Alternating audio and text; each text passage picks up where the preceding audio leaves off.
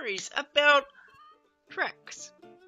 Now in the last episode we worked on the technical side of making power, and everything's been working well. In fact, we've made so much power that the turbines have stopped.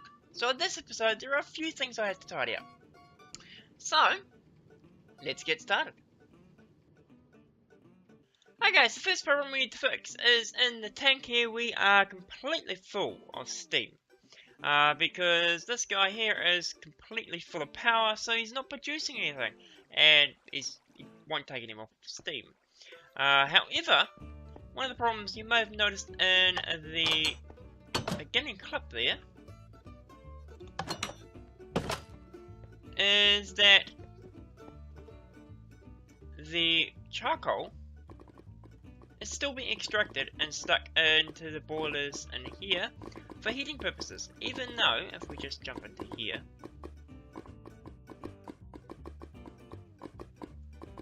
even though the boilers themselves are completely full of steam as well, so they're not actually producing anything. So what I thought we'd do to fix that is let's go back into here and change this guy. Do we want to do it there? Yeah, we'll probably do it here. Best place. We'll change this guy to, let's have a look for pressure. And we're looking for an access port there. And we'll also grab some integrated dynamics. While we're here, we will need a display panel, a whole bunch of these guys, the programmer, a fluid reader, and one of these. So first thing we'll do is we will replace this guy. Now I know it's going to take a little while, a little bit of steam that's still in there, but it won't take long to fill it up. So the access port lets us read items. So we can go into here now, place it on there. Oh, and we need to place a cable, which is the one thing I didn't grab. Grab a cable. You can now see that it says that the tank is filled. It is now not empty. And that it is a tank, and it has the fluid amount, and the amount it can hold, and how much, and all that kind of stuff. So what I'm going to do is I'm going to grab a card for the fluid amount, which I'm going to use for display purposes only. And also down here somewhere is the ratio of fuel. So 1.0 of course being completely full, 0.9 being 90%, and so on and so forth. So if we go down here, we can place in a display. In the display, we will place the amount. And now, of course, you can see, because there's no actual numeric indicator on what the steam level is, but except for this little block here, you can now exactly see how much is in there. Rather cool. We'll also grab ourselves a redstone writer. Here. And I'm just going to pop down into this hole here. Place that there. And we'll also place a variable store right next door like that. Because what we're going to do is go into the logic programmer in here. And we're going to find ourselves the double. And set it to 0.2. Which means at 20% we want to send a signal out that things just stop. Now in theory, because this extracts really, really quickly, 0.1 actually means that we are already full on steam. But I'm going to allow it a little bit of time to full, because you also have to remember that the charcoal has to eat down. So hopefully the amount of time it takes to eat the charcoal will be long enough for it to fill up, and we won't waste too much charcoal. The other thing, of course, we want to do is look for a greater than equal. Place that into there. That's our fill and our value. Place it into our variable card there. And we'll take that out. Stick these two into here. And then this guy will go into here as our boolean for the redstone, which will then output something, and we'll grab a controller, stick that there. And that way, of course, we can send a signal all the way back to the pipe system to stop it being able to send any more charcoal or extract any more charcoal. So the other thing, of course, we will need is a signal tuner and a signal receiver. Put both of those in there. So I don't really need any of the other stuff that's there. We'll head over this way into the storage. Over here. Drop down into here.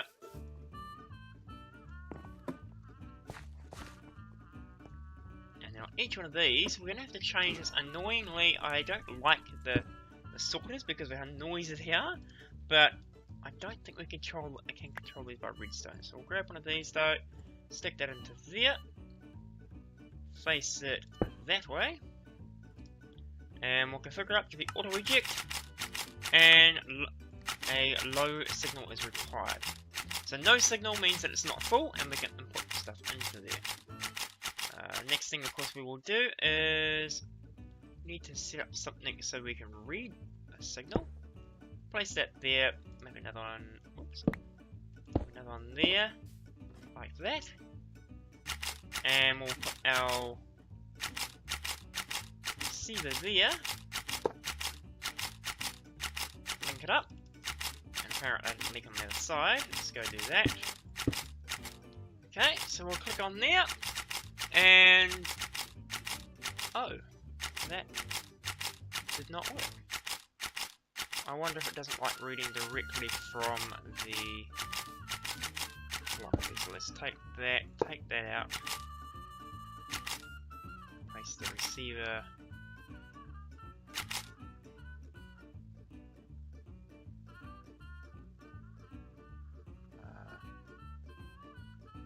We're going to have to do this a little bit differently then. Let's place this one there, and then we'll place this one here. The receiver will go there, and I'll go link that up in a second. Let's just double check this stereo, lever, and a piece of redstone.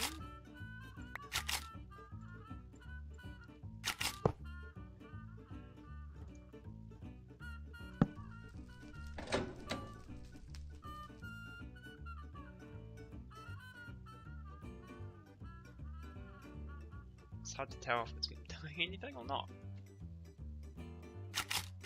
Okay, that does not work.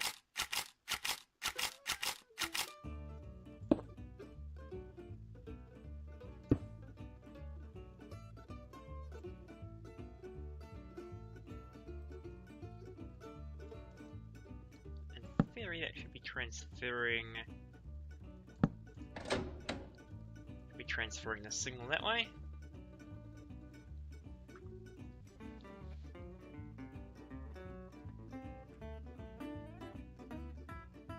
Okay, that seems a bit more quiet. Let's go over here a second. Cool. Yep. So that should do hopefully a little bit better. I'm going to need to make that a little more annoying. So let's put a repeater in as well. The repeater will go there. And then the diorite will have to go there. With the receiver there. Right, and I'll go grab signal again. So I'll put that onto there.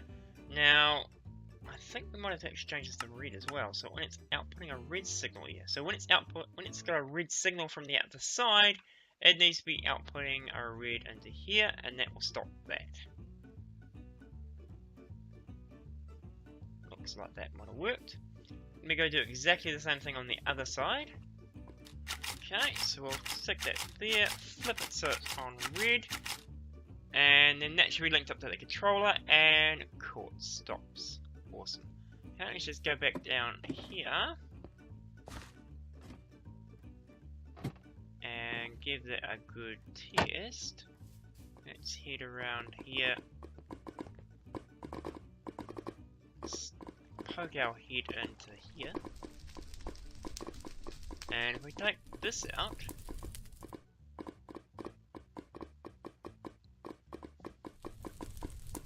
doesn't refill, which is awesome, which means when this gets down to 0 on fuel, the temperature should start dropping and we don't need to make any steam anymore.